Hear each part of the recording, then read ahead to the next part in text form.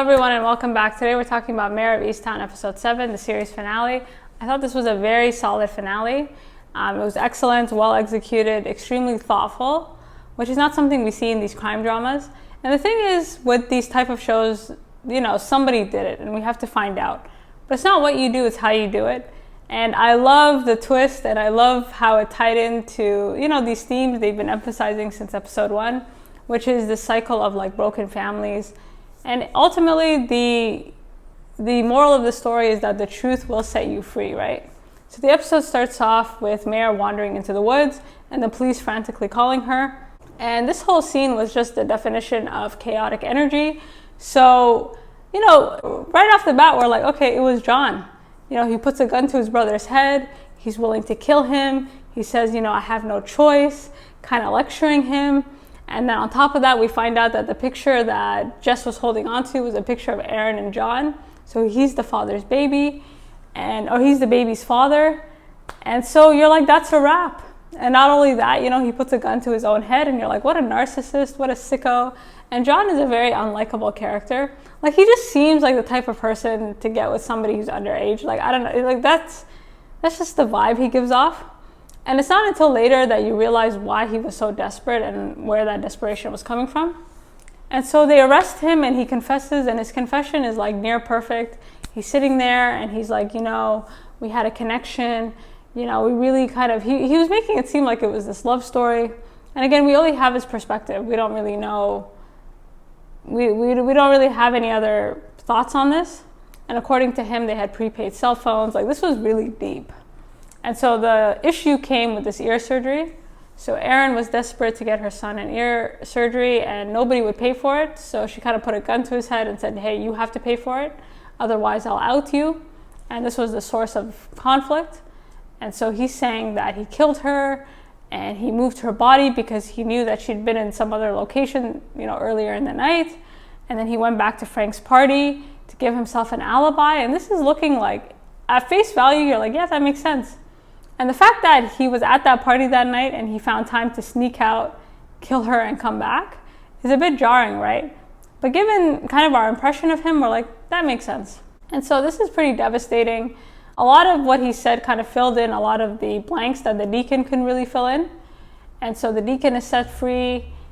And so this just seems like a disaster. And so John's sort of last wish before he goes to prison forever is for Lori to take in his son and take care of the boy because the kid has nowhere else to go. And so John is it. He's a very unsympathetic character, so we're like, okay, great. And Mare's face, I mean, she was looking at all of them like in disgust, right? She's looking at this family that's been obliterated, and specifically her friend, right? She's looking at her friend like, how could you cover for this man? It seems like this man has had a history of cheating. He's not exactly the most honest person. And so she's kind of looking at her as someone who's weak, and she's just not impressed, right? And so you think the case is closed, and then you get like little hints that, maybe not everything is exactly as it seems. So the first indication of this is this family gathering. So Faye, Frank, pretty much the whole family is sitting around in a circle, and they're all laughing. And it seems like Mare is in better relations with Frank and his new wife. At the start of the season, she looked like she wanted to kill them. And now she seems okay with the help of therapy. And so they're talking, and they were like, well, is anyone going to visit this man in prison? And Frank said no. And his reason was, like, he still can't wrap his mind around the fact that John was at his engagement party, left, and came back. And according to Frank, like, John was jovial. He was chilling, like he didn't seem stressed. And the fact that that was his demeanor was quite disturbing to him, because he's like, I didn't realize my friend was such a cold-blooded killer, right? And Mare is kind of looking at him like, yeah, that is odd that was his reaction. And so again, everything just confirms like John is really sleazy. They even bump into one of John's like ex-mistresses. And according to this mistress, she hadn't seen John forever. And, he's just a scummy guy. Like, all these things just confirm his scumminess. So things kind of accelerate when Mare gets a phone call from Mr. Carroll. And he's the man whose wife died. And he's also the same man who had an affair with Mare's mom, I believe. Correct me if I'm wrong. And so he calls her and he says, there's a break-in or there's some type of emergency. So she goes over and he's not doing that well. He looks like maybe he's really in grief. He seems disoriented. The house is a disaster. It just doesn't look very clean. He doesn't look very clean. And so he kind of sits her down and says, hey, there are things missing. And she's like, okay, like maybe we need to put you in a home. Like she's kind of looking at him like, do we need to call somebody? And so he's kind of describing all the items that have gone missing. And one of the items that comes up is this gun. And this gun fits the exact description of the gun that killed Aaron. And so he's saying this gun, you know, was there one day and gone the next. And he's 100% sure that somebody took it and then put it back.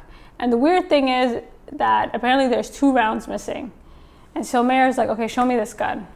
And she opens the gun and she notices, okay, this must be the murder weapon, right? Like her mind is racing. And she's like, okay, who has access to this shed? And he says, well, the only person who has access is Ryan Ross, which is Lori's son, which is John's son. And that was just like, you know, and I personally didn't see it coming. You know what I mean? Like I really, not only did I want it, like, did I think it was John? Like I wanted it to be John. And I think that's the thing. When you have a very unlikable kind of sleazy character, you're more open to, you know, you're like, yeah, okay, I'm not going to think about this too much. It was him. She goes over to the security footage and she notices, you know, of course, Ryan running into the shed and presumably he's putting the gun back. And her reaction to this, like, is just heartbreaking, right? Like she's crying for him like he's her own son. She's crying for him like, you know, she wishes she could protect him. Like her mind is going at 1,000,000 miles per hour. She doesn't really know what to do with herself. And that moment was really good because there was like a shift in her perspective. She's looking at this boy and there's really nothing she can do, right? Like she wants to save him. She's crying for him like, you know, he's her own. And this is just devastating for her. This is worst case scenario. Basically anything but this. And she kind of has to arrest him, right? And she goes over to the elementary school and this look that they gave each other, you know, they knew immediately. Like he knew that she knew and there's nothing you can do, right? And this boy just runs for it, confirming that he's the killer. And so she's just kind of deflated at this point. She doesn't know what to do. She's at her last sort of, like, what to do, right? Like she didn't even chase after him. She's just like, even when she called it in, like there was no enthusiasm. Like she's just kind of dead at this point. So the boy runs back home and he hugs his mother and says, you know, Mare knows. And in that moment, we find out that Lori knew and she kept it a secret. And this was something that she would have taken to her grave. And right then and there, it kind of ties everything in together, right? You have all these lost people, all these lost children.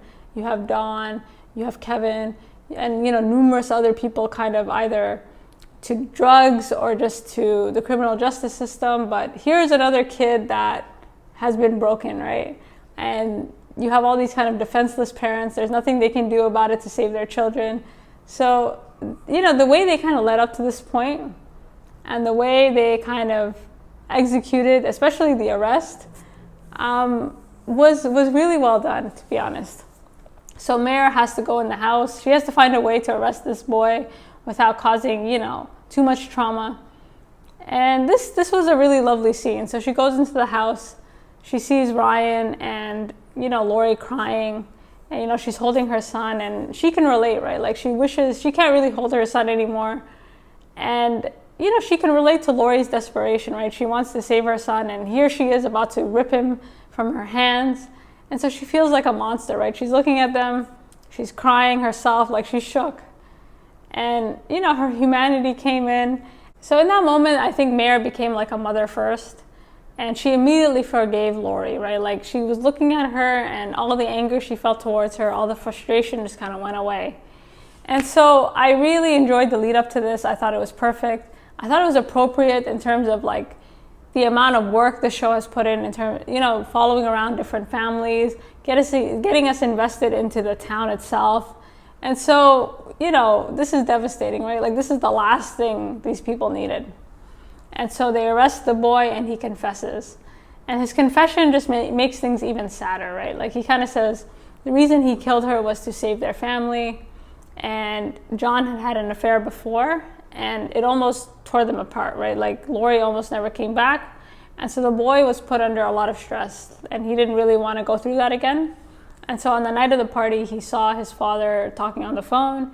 He seemed very stressed, and immediately the boy knew that he was up to no good. And so it was actually Ryan that sent the text through his dad's phone to meet Erin at this park. And according to him, he just wanted to scare her and just, keep her away from the family.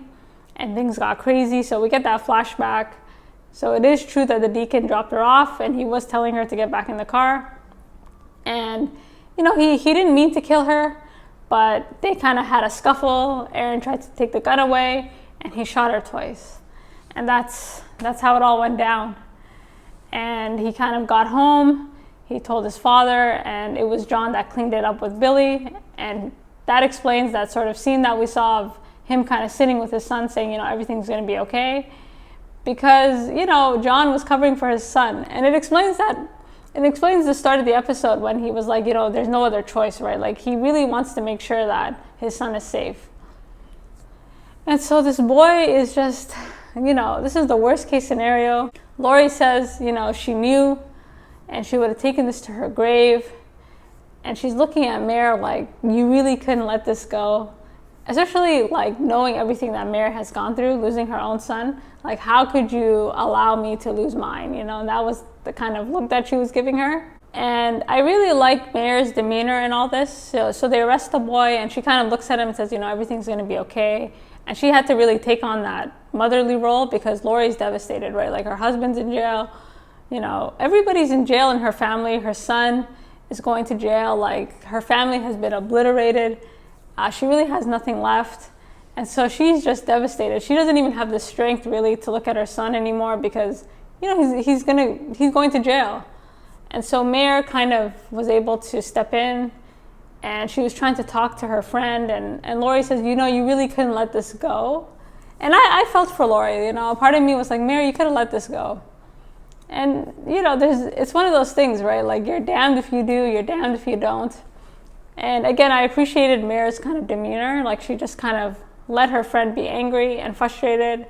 And, she wanted to just be there for her, but it just wasn't the right time.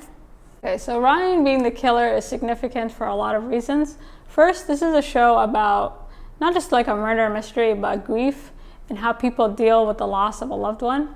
And Mare is not someone who has dealt with her grief appropriately or very well.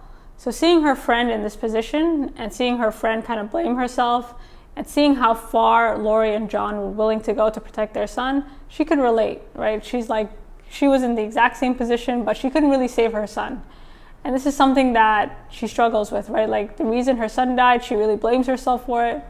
And earlier, Helen was saying, this is not your fault. And I think it's not until she sees Lori in that position that she's like, you know what? Like, I can forgive myself, right? Like, she was able to kind of take a step back and, just reassess and reanalyze a few things. So that final scene when she goes into Lori's house was quite nice, right? Like, her friend is devastated. She's doing her best to hold up the front, but she's devastated, right? Her son is in juvenile. They have to go visit him. They have to, put on a happy face. Like, this is not easy.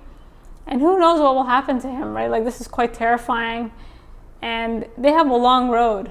And so Mare kind of comes in and says, hey, you're not, like, her presence being there was a good message, because the issue is people in this town kind of deal with grief on their own, by themselves, and although everybody can kind of relate, nobody really wants to share, right? Like, there's always this blame game. You saw that with Dawn. When her daughter was missing, she blamed Mare for not being able to find her. And nobody really was able to connect in any way. And so by Mare kind of going over there, she was able to kind of extend that olive branch. And so it was really a wonderful ending. And, that moment when she kind of finally is able to go up into the attic, I think was meant to signify that, she forgives herself. This is not something that she will ever get over. This is not something that, this will always haunt her. But at the same time, she can't blame herself forever. Like, this was not your fault. And so the connection, the way they kind of they wrapped that up was quite nicely. And I like how they kind of took this message of, you know, forgiveness and this idea of how people deal with grief, especially like when you're dealing with things alone, despite having a community of people that can relate, was really interesting, right? Because you see at the end that everybody a little bit is extending the olive branch, right? Like you see that with Dawn and Katie. So it seems like the community came together and bought her a house. And that was really quite lovely. The deacon is forgiven. You know, he has this speech about forgiveness and strength. And that was nice, right? Like, especially everything he had gone through. He said this was his home. He didn't have anywhere else to go, right? So they kind of brought him back. And even Mare's relationship with her grandson's mother, right? Like, it seems like she's using again. And, you know, she gave her full custody of the boy. And so they were able to come to some agreement without it being this combative thing. And I like that Mare wasn't judging her. Again, like this sort of, like when you zoom out, it was quite nice. And I did think they stuck the landing in that regard, right? Like I don't think, at this point, I don't think, especially when we consider the twist, all this time we spent on all these characters actually was not a waste of time, including Siobhan, right? So the significance of Siobhan leaving is really important, especially when you consider the twist, because she's one of the few people that made it out, right? Like she made it out. Like nothing bad happened to her. She made it out in one piece. And when you consider like Lori's son who might never make it out, or all these other lost children that might never make it out, like it's quite devastating, right? And so it gives you some optimism, it gives you some hope. Overall, I thought it was excellent. I thought it was very well done. Room for improvement. I don't know what Guy Ritchie's character was for. I think it would have been better if they just made that the love interest and maybe Colin as, you know, somebody that was more trying to learn from her. Like, I think that dynamic would have been better. That was my only criticism, because he was just completely wasted, I feel like. So, and they had good chemistry for the few sort of moments that we saw them. But overall, I thought it was solid. I thought it was an excellent series. And again, I think they, in a very subtle, very clever way, tied everything together. And so I enjoyed myself. Again, it's not what you do, it's how you do it. And the lead up to it was perfect, I thought. Like, it was just like a slam dunk. So overall, I'm happy with it, you know, and it was ambitious. And yeah, it was excellent. Like I have nothing else to say. So you guys let me know what you think, and until next time.